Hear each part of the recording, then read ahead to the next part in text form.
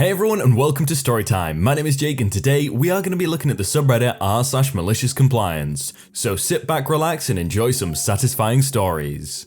I know I authorized overtime and you worked 4 hours of it, but I'm only approving 1. Last job I had was an overall mess, but the particular manager I had wanted to try and introduce more structure/rules to the place, he'd moved here from out of state, had a long resume of help desk/IT supervisory experience, and at first seemed like a decent, skilled guy. Then came the overtime policy. Previously, overtime was allowed without needing approval because sometimes calls run long as it wasn't excessive. Excessive meant more than 5 hours, and even then all you had to do was explain what took so long and management was happy to approve it because sometimes tech stuff gets messy and takes a while. The previous manager never had any issues approving it, and the CIO never had any issues approving that approval. One of the new manager's changes was that all overtime had to be approved, and if it wasn't approved, spoiler, it was rarely approved, it meant telling a customer you had to cut a support call short when your shift was over. Terrible idea, but okay pal, I'll help you dig that grave for yourself. I ended up getting a call about an hour before my shift ended, and it was a call that was a bug in our software that was fixed by a particular Windows update. The clinic closed at 5:30 and the office manager asked us to do it after hours. I talk to the manager. He gives me written authorization to work late and get Windows updates run on 30-some computers. I do that, and it takes roughly 4 hours as the clinic's internet connection started to bottom out if I had more than 4 to 5 remote sessions going on at one time. No big deal. I get it done, submit my time punch for that day, and think nothing of it. He calls me in the next morning with, "I can't approve this much overtime. CIO would never authorize it." I remind him he authorized overtime for this and that he knew it was one of the larger clinics. He says, "Well, you should have just started some, clocked out, checked on them, then clocked back in when others were ready. You didn't need to babysit them. I'll authorize 1 hour." I explained to him that that's a stupid idea, and also that it's not legal to pay me for time worked when he authorized that time, and I have it in writing. He says he doesn't care and I'm only getting 1 hour of overtime authorized.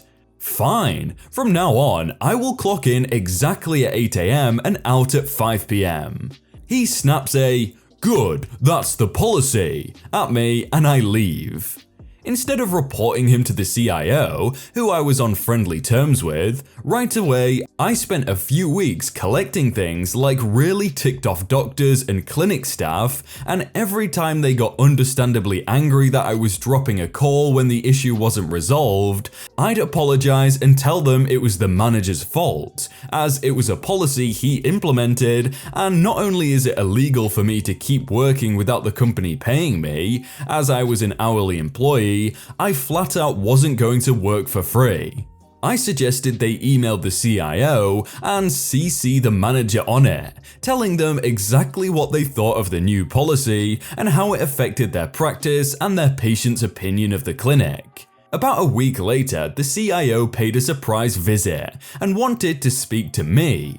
He asked me what on earth was going on. He was getting all these ticked off emails from clinic sites saying the techs were dropping calls immediately at 5 PM CST, regardless of what time it was at the clinic or if the issue was fixed or not, and they all said the same thing about it being manager's policy. I explained the policy to the CIO, also told him about the overtime incident, and he just lost it.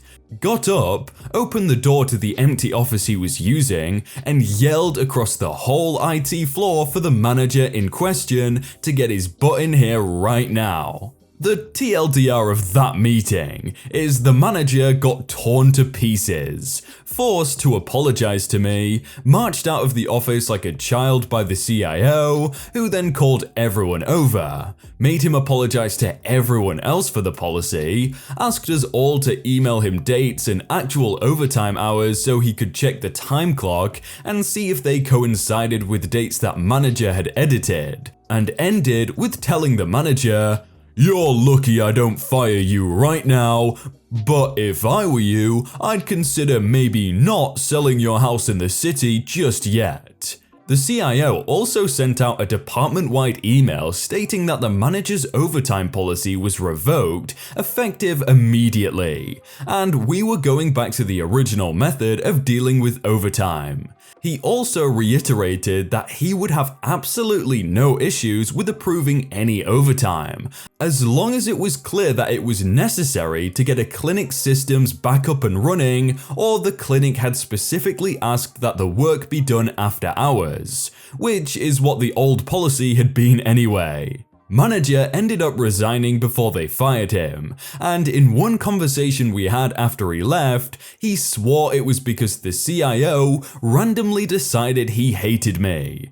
Sure, Jan. Some of these managers are very confusing. It's almost as if they don't realize that the money isn't coming out of their paycheck. Like, if the company is happy to pay overtime and the employees are happy to do it, then why does the manager need to change that? You're not making any more money by changing it. Sure, let's ruin the expensive electrical equipment completely unnecessarily. This is a story that my friend John told me. John works for a utilities company that has a contract to install energy meters in domestic households across the country.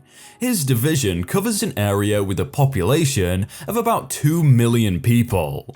Every morning he looks at his little company iPad to see the list of jobs he has, and goes off in his van to remove the old meters and install new ones. The company has set a very ambitious target for all households in the country to have these new meters by a certain date.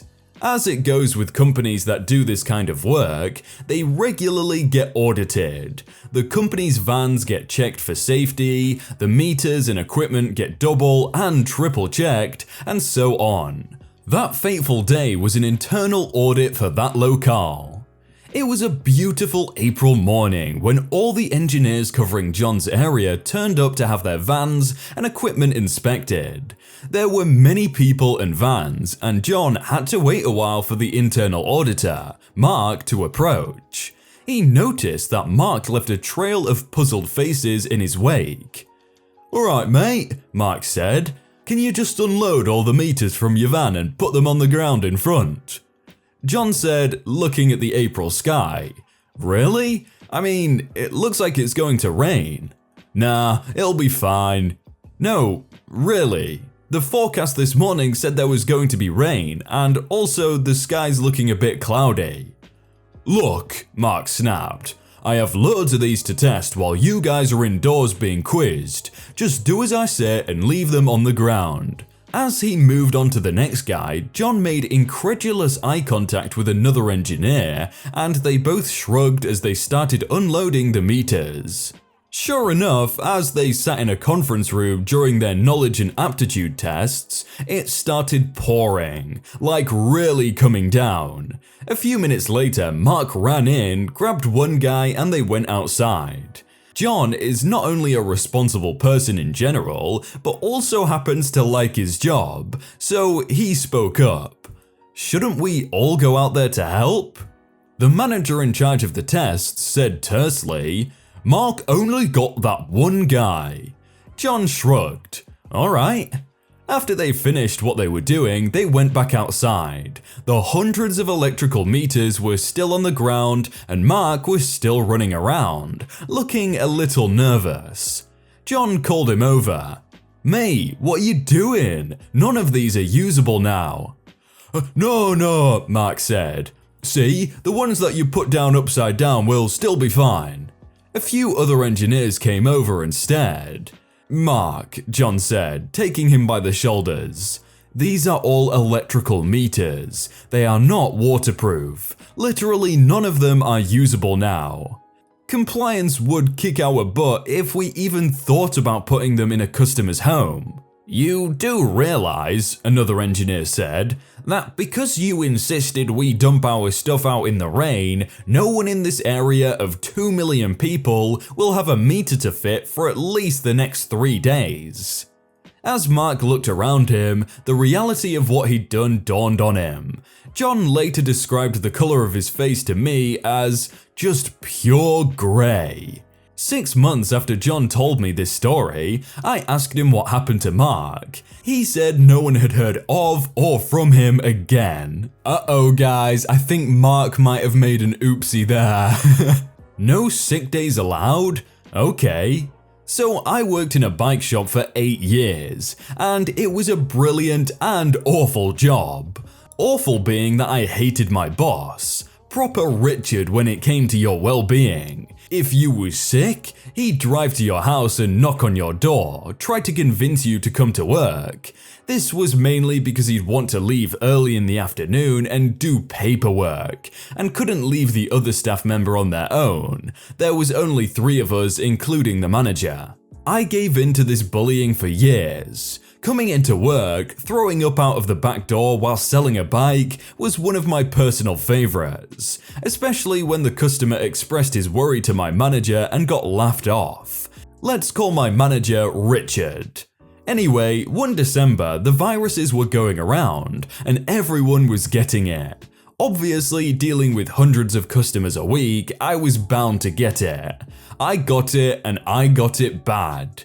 I ended up bedridden on my day off and text Richard that I wouldn't be in tomorrow, as I'd need to go to the doctor's. Phone starts ringing off the hook, messages left, right and center. Then the knocking at my door. I couldn't answer it as I could barely walk downstairs to do so. He was there for a good 20 minutes before he finally gave up. He messaged me later on that night saying if I didn't come in, then I'd lose a day's pay, because I was on a part-time contract at the time, but I was working full-time hours. Then it hit me. I can really screw him over here. I didn't need the money at the time, as I worked in a pub on night as well, which topped my wages up quite generously. So I messaged him back, "No problem, I'll go on to my contracted hours. See you in 2 days when my shift starts again." All I got back from Richard was, "Haha, okay." I came in 2 days later, still in an awful condition but able to get on with some work whilst coughing my lungs up. Richard starts reeling off the Christmas orders. Now, for a bike shop, it's a military operation of booking so many bikes in a day to build and be collected. You'd get 10 to 12 bikes in to build for the next day, then make sure today's bikes were picked up or moved back into storage. That alone is a full day's job, on top of selling bikes and parts, etc. We also did car auto parts like bulbs and batteries, so in the winter you can imagine how many of those we were changing on top. So you'll build around 220 to 270 bikes in December alone just for Christmas, on top of any other sales you might get on the day. So roll on my first day back, get my bikes built, get customers served, all sorted. This was the Wednesday, so I tell Richard I'll see him Friday as that was my next contracted day. "Say what? No, you'll be here tomorrow, got a lot on this month." "No, I'm part-time, I won't be in, contract says so." "Stop being daft, get your butt in tomorrow." Sure enough, I don't turn in. Come Christmas Eve, it's the biggest mess you've ever seen. Bikes everywhere, no one collecting them, and those who are, their bikes haven't been built. Worst Christmas ever recorded in that shop. No one was paying for bikes because they couldn't collect them due to not being built or they're in storage 15 minutes away that Richard can't get out of the shop to go grab them for the customer. So guess who got handed a lovely shiny full-time contract with sick days, a higher wage and an apology on New Year's Eve? I was there another year and I never got bugged for taking a sick day again. This guy was saying they're doing so much work, and why couldn't they just get one more employee? Surely that would fix everything, but no, he's probably cheap. Classmate asks me to help him cheat. I comply. I'm a high school freshman and we had just finished our biology quiz and were trading papers to grade. I pull out my pen, but my classmate, whom I don't really like, stops and tells me, "Grade it with pencil." I'm catching on to his desire to cheat, but I say that pen is more aesthetic. He continues to insist, saying he'll pay me, and a plan forms in my head. I accept the bribe of $1 and pull out my pencil.